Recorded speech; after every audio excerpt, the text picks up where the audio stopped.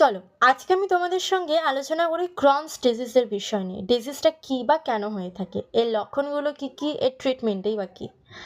Crohn's disease হচ্ছে আমাদের যে ফুড পাইপ রয়েছে, ফুড পাইপ থেকে আমাদের লার্জ ইন্টেস্টাইন পর্যন্ত, অর্থাৎ আমাদের মলদ্বার পর্যন্ত এই পাইপটাতে ইনফ্লামেশন হওয়া। অর্থাৎ আমাদের যে শরীরের ইমিউন সিস্টেম রয়েছে, সেই ইমিউন সিস্টেমটা আমাদের এই ফুড পাইপটাকে হঠাৎ করেই ভুলবশত অ্যাটাক করে ফেলে। ইমিউন সিস্টেম আমাদেরকেই প্রোটেক্ট করে, কিন্তু ভুলবশত তারা আমাদের এই পাইপটাকে অ্যাটাক করে ফেলে। তখন গিয়ে আমাদের এই ফুড পাইপটাতে, অর্থাৎ আমাদের যে পুরো পাইপটা, এই পাইপটাতে প্রচুর পরিমাণে লাল হয়ে যায়, ফুলে যায়, জ্বালা জ্বালা ভাব হয়, কেটেও পর্যন্ত যেতে পারে ভেতরে। সেটা তো আমরা বুঝতে পারি না, কিন্তু আমরা কিভাবে বুঝবো তার লক্ষণগুলো কী কী, সেগুলো অবশ্যই শেয়ার করব। এবার তোমাদেরকে আমি রিজনগুলো বলি। দেখো, স্পেসিফিকভাবে কোনো রিজন এখনও বেরোয়নি, তবে যতদূর জানা যাচ্ছে কোনো রকমের আমাদের যে জাঙ্ক ফুড খাওয়া হচ্ছে, অয়েলি ফুড খাওয়া হচ্ছে, বা ভীষণ পলিউশনের জন্য হচ্ছে, বা আমাদের যে ব্যাকটেরিয়াগুলো, সেই ব্যাকটেরিয়াগুলো যদি নিজেদের কাজ করার ভারসাম্য হারিয়ে ফেলে, অর্থাৎ যদি নষ্ট হতে থাকে, তখন কিন্তু আমাদের ইমিউন সিস্টেমও নষ্ট হতে থাকে আস্তে আস্তে। তখন গিয়ে আমাদের এই অ্যাটাকটা করতে পারে, বা আমাদের এই প্রবলেমটা ক্রিয়েট হতে পারে। এবারে আসি যে আমাদের সিমটমগুলো কী কী দেখা দেবে। সিমটমের মধ্যে ফার্স্টেই যেটা বলবো, প্রচুর ডায়রিয়া হবে, পেটে প্রচুর পরিমাণে পেইন হবে, ক্র্যাম্প হবে, ইনফ্যাক্ট আমাদের যে পটি হবে, সেই পটির মাধ্যমে ব্লাডও বেরোতে পারে, আমাদের প্রচুর জ্বর আসতে পারে, উইক ফিল হতে পারে, ওজন পর্যন্ত কমতে পারে, আমাদের গাট প্রবলেম হতে পারে, অর্থাৎ আমাদের ডাইজেশনের প্রবলেমও প্রচুর হতে পারে, কনস্টিপেশনের প্রবলেম হতে পারে, আমাদের স্কিনে, চোখে প্রচুর প্রবলেম হতে পারে, ইনফ্যাক্ট আমাদের মুখও পর্যন্ত ঘা হতে পারে। তো এইগুলো দেখলে আমরা এটাই বুঝবো যে আমাদের ক্রনস ডিজিজ হচ্ছে। আসি ট্রিটমেন্টটা আমরা কিভাবে করব। দেখো, এর কোনো স্পেসিফিক ট্রিটমেন্ট নেই। আমরা এটা যদি আমাদের হয়ে থাকে, তাহলে আমরা খুব সহজেই যে সুস্থ হয়ে যাব ওষুধ খেলেই, মেডিসিন নিলেই, সেটা কিন্তু নয়। এটা কমতেও পারে, হঠাৎ করে আবার বেড়েও যেতে পারে। আমরা এই ইনফ্লামেশনটা যাতে না হয় বা কম হয়, তার কারণে আমরা মেডিসিন নেব। এই সময় যে ডায়েটটা আমাদের ফলো করা উচিত, যে সমস্ত খাবার আমাদের খাওয়া উচিত, সেই ডায়েটটা আমরা অবশ্যই ফলো করব। ইনফ্যাক্ট যদি অতিরিক্ত পরিমাণে বেড়ে যায়, তখন কি আমাদের সার্জারিও পর্যন্ত হতে পারে। দেখো, এটা যে পার্মানেন্টলিভাবে ঠিক হয়ে যাবে, সেটা আমরা বুঝতে পারিনি এখনও।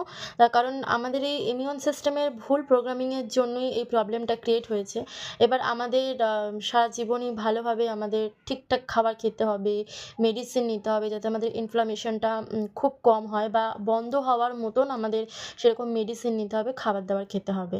তো কারোর হয়তো একেবারের মতন কমে যাবে, ব্যাপারটা সেটা নয়। আমাদের লাইফস্টাইলটাকে বদলাতে হবে, তবে গিয়ে হয়তো একটু হলেও কমতে পারে, কিন্তু পুরোপুরি কমবে না। তাই আমাদের লাইফস্টাইলটাকে, ডায়েট প্ল্যানকে ভালোভাবে আমাদের ফলো করতে হবে। এই সময় আমরা কী কী খাবারগুলো খাবো, অর্থাৎ কী খাওয়া উচিত, কী খাওয়া উচিত না, সেগুলো জানাই। প্রথমেই যেটা জানাবো, আমরা কোন কোন খাবারগুলো অবশ্যই খাবো। যেমন আমাদের বাড়িতে তৈরি সাদামাটা একদম তেল মশলা ছাড়া তরকারি। আমরা এই সময় বিশেষ করে একটু সেদ্ধ জিনিসই খাবো। সেদ্ধ, যেরকম চিকেন স্যুপ বলতে পারি, মাছের ঝোলটা একদম সেদ্ধ সেদ্ধ, তেল মশলা একদমই না দেওয়া। নরমালি আমরা হালকা পাতলা ডাল খেতে পারি, হালকা পাতলা খিচুড়ি করে খেতে পারি এই সময়, সেদ্ধ ডিম, দুধ, দই খেতে পারি। যদি আমাদের গ্যাস মানে অতিরিক্ত না হয়ে থাকে, বা যার হচ্ছে তার যদি গ্যাসের সমস্যা অতিরিক্ত না থাকে, তো সে দইটাকে স্কিপ করে যেতে পারে। এবং এই সময় আমরা ডালটা একটু কম খাবো, অর্থাৎ ফাইবার রিচ ফুড খাবারটা আমরা কম খাবো। আমরা যদি ফল খেতে পারি, ফলের মধ্যে আপেল যদি খেয়ে থাকি, সেই আপেলটাকে আমরা সেদ্ধ করেও খেতে পারি। এই সময় আমরা প্রচুর পরিমাণে জল খাবো, ওআরএসের জলও খেতে পারি। ইনফ্যাক্ট আমরা নারকেল জল, ডাবের জল, এই সমস্ত জলও আমরা খেতে পারি, যাতে করে আমাদের এই ফুড পাইপটা, অথবা আমাদের যে শরীরে যে পাইপের মধ্যে ইনফ্লামেশনটা তৈরি হয়েছে, সেই পাইপটা যাতে আরাম পায়। আমরা জানি কোন কোন খাবারগুলো আমরা খাবো না, অর্থাৎ রেস্ট্রিক্টেড ফুডগুলো কী কী। Junk food, oily food, packet food, chips, burger, pizza, এই সমস্ত জিনিসগুলো অবশ্যই আমরা এই সময় স্কিপ করব। তারপর এর সঙ্গে রয়েছে ড্রিঙ্কস করা, স্মোকিং করা। এই সময় যদি ড্রিঙ্কস, স্মোকিংটা বাড়ে, তাহলে কিন্তু এই ইনফ্লামেশনটা আরও বাড়তে থাকবে, ইমিউন সিস্টেম আরও বেশি করে অ্যাটাক করতে থাকবে আমাদের এই পাইপটাকে।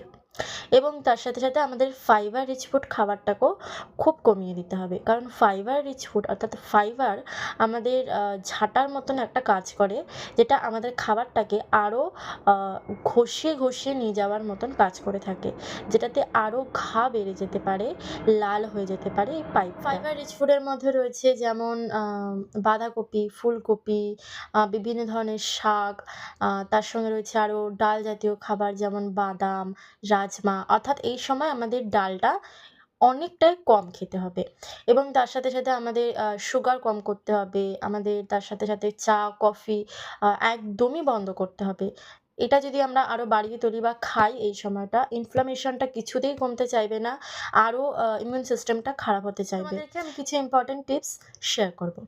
যেমন আমরা এই সময় যদি খাবার খাই তো আমরা পরিমাণ মতন খাবো এবং আমরা অতিরিক্ত খাবো না। আমরা যদি খাই তো আমরা বারে বারে খাবো, কিন্তু অল্প অল্প করে খাবো এবং তার সাথে সাথে আমরা ভালোভাবে চিবিয়ে খাবো। যদি আমরা কোনো রকম তাড়াহুড়ো করে খাই, ভালো করে চিবিয়ে না খাই, তাহলে আমাদের ডাইজেস্ট প্রবলেম হতে পারে, হজমে প্রবলেম হতে পারে এবং আমরা এই সময় যেটা আরও গরম অতিরিক্ত বা অতিরিক্ত ঠান্ডা খাবার খাবো না এবং এই সময় আমরা খালি পেটে থাকবো না। যদি আমরা খালি পেটে থাকি তো আমাদের আরও প্রবলেম বাড়তে পারে, অ্যাসিড উঠতে পারে, আর অ্যাসিড যদি একবার ওঠে তো ফুড পাইপ থেকে শুরু করে সমস্ত জায়গা ইনফ্লামেশন আরও বাড়তে পারে, জ্বালা তৈরি করতে পারে আরও বেশি।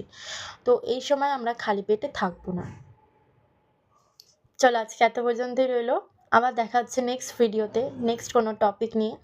তোমরা সুস্থ থেকো, ভালো থেকো এবং অবশ্যই ফলো করো, সাবস্ক্রাইব করো, লাইক, কমেন্ট অ্যান্ড শেয়ার করো। কোনো কিছু প্রবলেম হলে অবশ্যই আমাকে কমেন্টে জানিও।